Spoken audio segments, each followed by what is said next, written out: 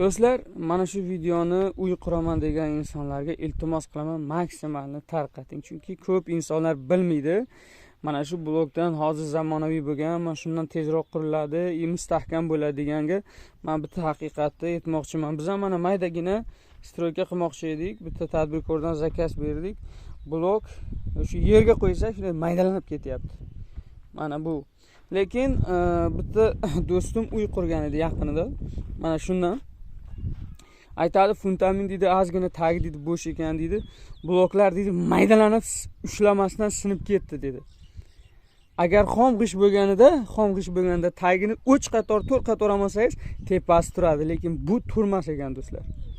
Bu stroyka uchun, manaligi nima deydi, uy qurish uchun, biron zdaniya qilish uchun bo'lmaydigan narsa ekan.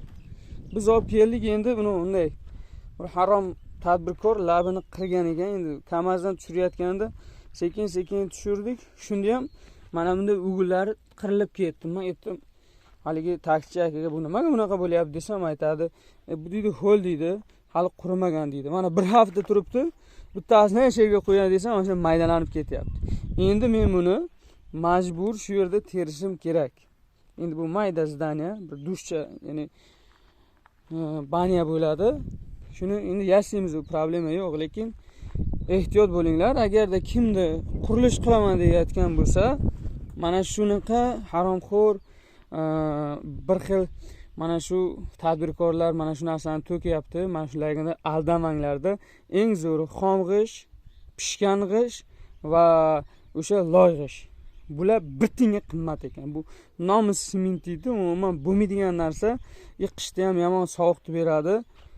Mening katta maslahatim sizlarga xom g'ish bilan puxta g'ishni, o'sha pishgan g'ishni ishlatsangiz yaxshiroq bo'ladi.